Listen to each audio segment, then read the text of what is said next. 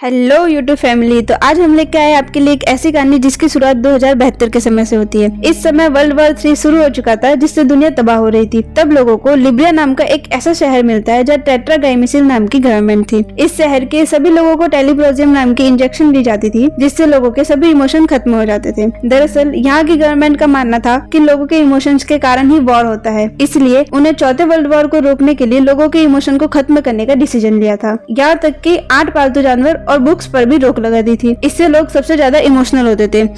जो भी यहाँ के नियमों को तोड़ता था उसे क्रिमिनल माना जाता था और ऐसे क्रिमिनल को मौत की सजा दी जाती थी। साथ ही यहाँ की गवर्नमेंट ने लेरिक्स नाम का एक ऐसा ग्रुप बना रखा था जिसका काम आर्ट को अपनाने और प्यार करने वाले लोगों को मारने का था। खैर, एक दिन लेरिक्स को एक ऐसी अंडरग्राउंड जगह के बारे में पता चलता है जहाँ लोग गवर्नमेंट के खिलाफ लोगों का ग्रुप बना रहे थे। इसीलिए जॉन और एरोल नाम के ऑफिसर अपनी स्पेशल टीम के साथ उस जगह पर छापा मारते हैं, लेकिन सभी क्रिमिनल एक अंधेरे कमरे में छिप जाते हैं। तब जॉन अकेला उस कमरे में जाता है और सभी क्रिमिनल को शूट करके मार डालता है। दरअसल जॉन बहुत ही शातिर और अच्छा योद्धा था। उसे टीम का सबसे स्पेशल ऑफिसर माना जाता था। यहाँ उन्हें काफी सारे गैर कानूनी चीजें मिलती है, जिसमें म्यूजिक, एल्बम, मूवी की सेट होती है। जब वो यहाँ के फर्स्ट बोर्ड को तोड़ते हैं तो उन्हें वहाँ कई सारे पेंटिंग्स और बुक मिलती है, जिसमें मोनालिसा की असली पेंटिंग भी थी। जॉन अपने आदमियों को सारा सामान जलाने को कहता है। इसके बाद जॉन और एरोल हेडक्वार्टर जाते हैं। तब जॉन एरोल के पास एक बुक को देखता है। जब जॉन उस बुक को रखने का कारण पूछता है तब एरोल बताता है कि मैंने ये बुक सबूत के लिए रखी है और मैं इसे हेडक्वार्टर में जमा करा दूंगा। इसी बीच हम एक फादर को देखते हैं जो कि इस शहर के लीडर है और फादर शहर के सभी स्क्रीन पर दिखाई देते हैं और लोगों को प्रोजियम देने का ध्यान दिलाते हैं। वो ये कहते हैं कि हमने इमोशन को कंट्रोल करके शांति को कायम कर ली है।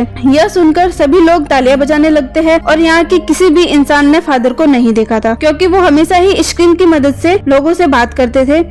जॉन यहाँ हेडक्वार्टर में अपनी रिपोर्ट देने के लिए वाइस काउंसिल डिपॉन से मिलता है। डिपॉन जॉन से पूछता है कि आखिर तुम्हें हर इंसान के इमोशनल होने के बारे में कैसे पता चलता है, जिससे जॉन बताता है कि मैंने ये सब अपने दुश्मनों की तरह सोचकर ही सीखा है। डिपॉन जॉन से उसकी फैमिली के बारे में पूछता है। तब जॉन कहता है कि कुछ साल पहले मेरी वाइफ इमोशंस को महसूस करने लगी थी, इसलिए उसे अरेस्ट करके जला दिया। इसके बाद जॉन रिकॉर्ड देखने जाता है। उसे पता चलता है कि एरोल ने उस बुक को जमा नहीं किया है, जिससे जॉन को एरोल पर शक होता है, इसलिए वो उसे ढूंढने के लिए निकल जाता है। तब एरोल उसे एक चर्च में मिलता है जहां वो उसी बुक्स को पढ़ रहा था। यहाँ एरोल जॉन से कहता है कि उन लोगों ने उस चीज को खो दिया है जो हमें असली इंसान बनाती थी, जिस पर जॉन कहता है कि अब कोई युद्ध और हत्या नहीं होगी। या जॉन उसे बुक पढ़ने के कारण क्रिमिनल मानता है और उसे मार डालता है। इसके बाद जॉन ब्रांड नाम के एक शख्स से मिलता है जिसने एरोल की जगह ले ली थी। कुछ समय बाद जॉन उसके घर जाता है। यहाँ उसका बेटा रॉबी उसे बताता है कि मैंने एक लड़के को रोते हुए देखा था, क्या मुझे ऑफिसर्स को इसके बारे में बताना चाहिए? जिस पर जॉन उससे कहता है कि तुम्हें ऐसा ही करना चाहिए। यहाँ रॉबी और जॉन को देखकर पता चलता है कि उन दोनों में कोई भी इमोशनल कनेक्शन नहीं है। इसी रात जॉन को उसी रात का सपना आता है जब उसकी वाइफ को अरेस्ट किया गया था। दरअसल जब ऑफिसर उसकी वाइफ को अरेस्ट करने आए थे तब जॉन ने 2 ऑफिसर को घायल कर दिया था, लेकिन जब ऑफिसर ने उसको बताया कि तुम्हारी वाइफ एक क्रिमिनल है तब जॉन ने उनसे लड़ना बंद कर दिया था। जिसके बाद उसकी वाइफ ने उसे आखिरी बार किस किया था और कहा कि तुम मुझे कभी मत भूलना। वही जॉन के दोनों बच्चे दूर से ये सब देख रहे थे। खैर, अगली सुबह जॉन गलती से अपनी प्रोजियम की शीशी को नीचे गिराकर तोड़ देता है। तभी रॉबी वहाँ आता है और कहता है कि तुम्हें सेंटर से वहाँ दवाई मिल जाएगी। जॉन दवाई लेने के लिए सेंटर में जाता है। तब उसे पता चलता है कि टेररिज्म एक्टिविटी के कारण सेंटर को टेम्परेरी बंद कर दिया गया है। इसी दौरान ब्रांड एक मिशन के दौरान जॉन को लेने आता है, इसलिए जॉन उसके साथ चला जाता है और अपनी प्रोजियम की दवाई के बारे में उसे कुछ नहीं बताता है। इसके बाद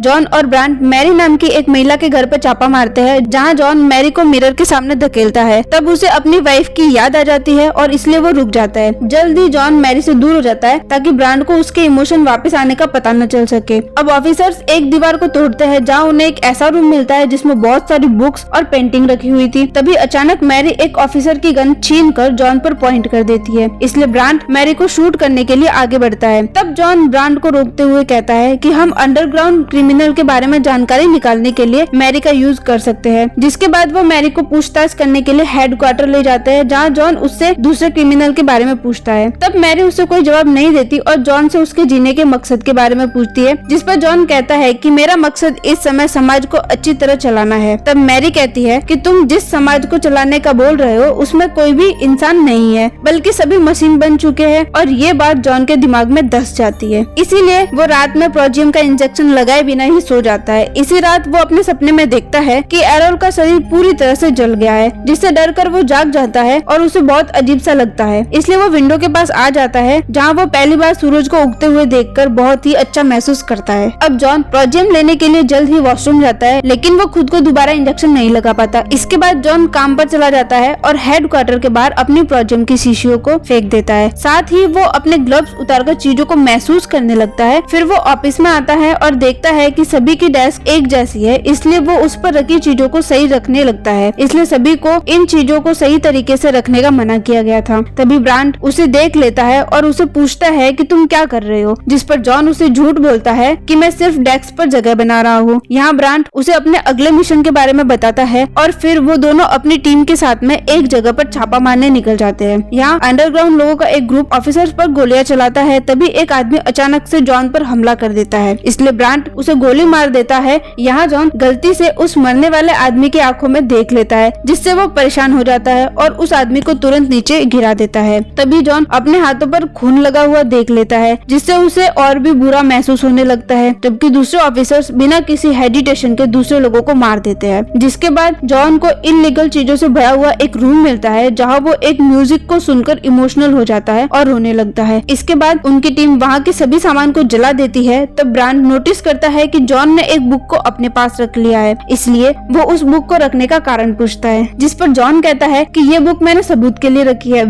उसी दौरान एक ऑफिसर अनाउंस करता है कि यहाँ पर हमें कुछ पपीज डॉग मिले हैं। तब ब्रांड सभी कुत्तों को मारने का आदेश देता है, लेकिन जॉन ऐसा करने से मना करता है, जिससे ब्रांड उससे ऐसा न करने का कारण पूछता है। बट जॉन कोई कारण नहीं बता पाता है, इसलिए ब्रांड उन्हें शूट करके मरवाने लगता है। तभी एक पपी जॉन के पास आता है, जिसे जॉन उठा लेता है। ये देखकर एक ऑफिसर उससे पपी छीनने लगता है, जिससे जॉन कहता है कि पपी से बीमारियां फैल सकती है, इसलिए हमें इस पपी को टेस्ट के लिए रखना चाहिए। ये कहकर वो पपी को अपने साथ ले जाता है और कुछ समय बाद जॉन डिपॉन्ट से मिलता है और उससे कहता है कि हमें अंडरग्राउंड हुए लोगों को मारने की बजाय उन्हें गिरफ्तार करके उनसे पूछताछ करनी चाहिए। तब डिपॉन्ट कहता है कि यह फादर का आदेश है, इसलिए हम सभी बाकियों को भी खत्म करना होगा। इसके बाद जॉन मैरी के बॉक्स को देखने के लिए रिकॉर्ड रूम में जाता है, जहाँ उसे एक रिबन मिलती है, जिसे वो अपने पास रख लेता है। इसी शाम जॉन उस पपी को छोड़ने के लिए जाता है, पर वो पपी जॉन से दूर नहीं जाना चाहता, इसलिए जॉन उसे अपने पास रखने का फैसला करके उसे कार की डिक्की में रख लेता है। इसी दौरान यहाँ कुछ ऑफिसर्स आते हैं और जॉन की कार को चेक करने का कहते हैं। यहाँ एक ऑफिसर जॉन को पहचान लेता है, इसलिए वो जॉन से माफी मांगकर वहाँ से जाने को कहता है।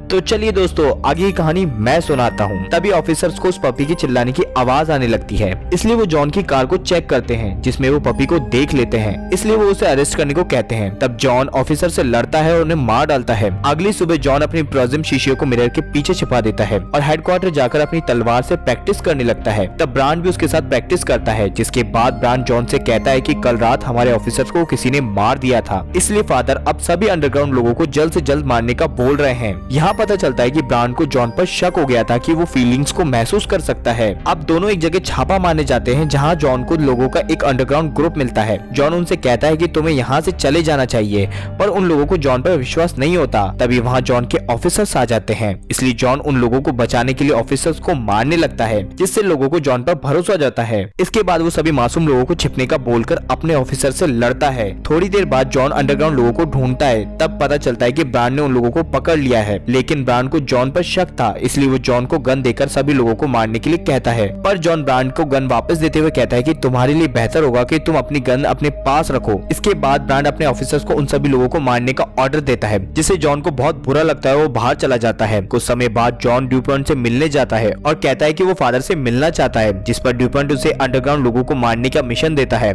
इसके बाद हम जॉन को एरल की बॉडी के पास देखते हैं, जहाँ वो एरल से माफी मांगता है और उसे एरल के सामान के साथ बहुत सारी तस्वीरें मिलती है, जिसमें एक फोटो में एरल मैरी के साथ था। साथ ही उसे एक नोट भी मिलता है, जिस पर फ्रीडम लिखा हुआ था। अब जॉन मैरी से मिलने जाता है और एरल के बारे में पूछता है, पर मैरी उसे कुछ नहीं बताती। तब जॉन उसे बताता है कि मैंने एरल को मार दिया। ये सुनकर मैरी एक पेन से जॉन पर हमला कर देती है, लेकिन जॉन उसे नीचे गिरा देता है और उसके चेहरे को छूने लगता है। दरअसल मैरी का चेहरा जॉन को उसे अपनी पत्नी की याद दिला रहा था।